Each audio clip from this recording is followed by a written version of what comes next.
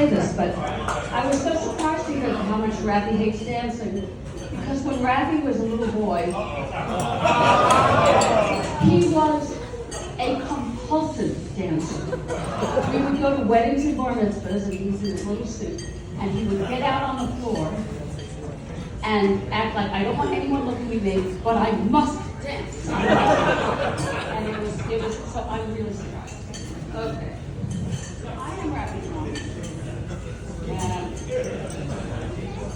I'm overjoyed to be here with everyone celebrating the marriage of Raffi and Gregory, who I was never allowed to call Greg. When did that happen?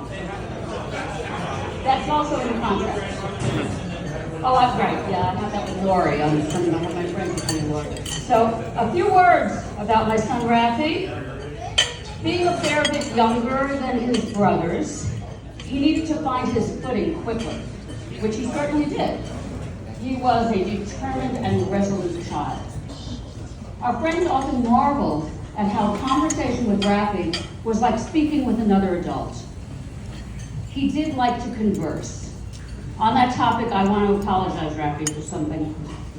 One afternoon, after a long day home alone with this 3-year-old and his ongoing monologue about this and that and everything else, I turned to him and said, Raffi, please stop talking. So I apologize, I never said that. I never said that again. Raffi wanted to play his brother's flute, and we thought he was too young. So he went and got out our label maker, printed out his name, and stuck it on the flute case. And so we got him flute lessons, and we had to get a special attachment that twists around because his arms were so small so that he could play the flute. At about age 12, he wanted to take a comprehensive computer course, which his dad and I did with him as a family. And it stuck with him, and then he went and built his own computer. He once asked me for a little brother or sister. Like I said, he was determined. How endearing, I thought. I said, sorry, kiddo, this factory's closed. But how nurturing of him. It's not fair, he said. Jonah and Sammy have a little brother that they can punch and push and kick and hold upside down. I said, oh, well, in that case. Raffi loved to go to museums. He excelled at paintings. If you've been in his house, that animation cell, that Raffi did that. At some point, he loved to go to Broadway shows mostly with me. At some point, he completely focused on technology, and he told me he was no longer interested in theater, which was crushing, but oh, you said that to me. Oh, yes. He literally said that to me. It was crushing, but okay. So, however, among the many wonderful qualities that Gregory has it seemed to us anyway, that he reawakened Raffi's love of all the arts, especially film. When we met Gregory, we were overtaken with a sense of his warmth, intelligence, kindness, and how right he was to Raffi. Our son had found his Beshert. I heard about it on public radio. Beshert is a match made in heaven. And so we soon welcomed Gregory into our family, and we hope today to become family with Gregory's as well. Raffi and I have never disagreed on anything.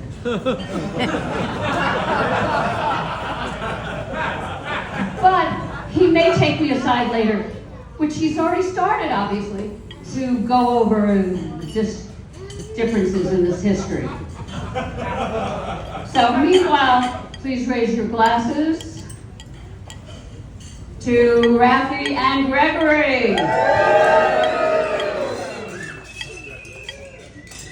And now, dedicated to my cinephile guys, I'd like to do the number that Ginger Rogers sang to Fred Astaire in Shall We Dance in 1937.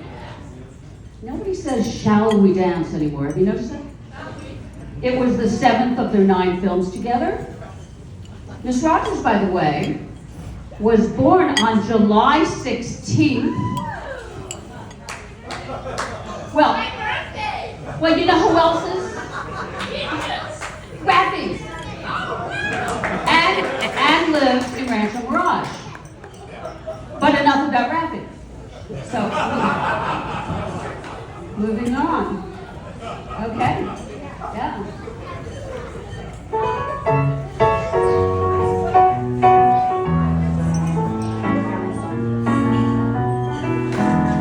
The odds were 101 against us.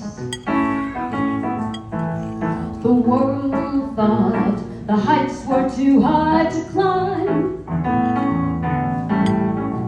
But people from Missouri never incensed me. For from history I have learned just how quickly the worm has turned.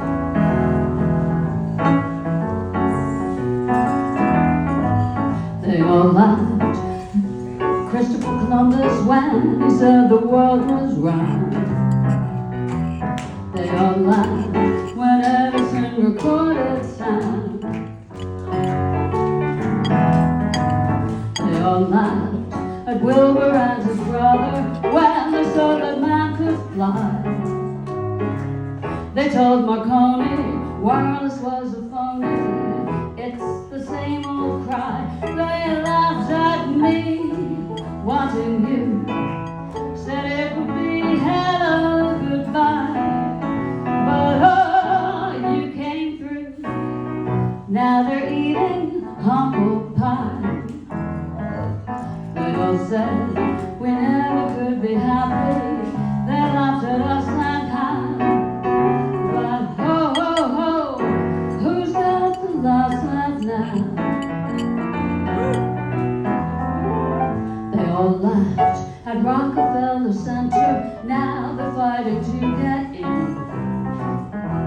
They all laughed at Whitney and his cotton gin.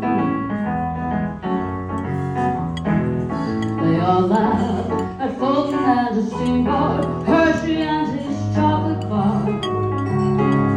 They told Marconi wireless was a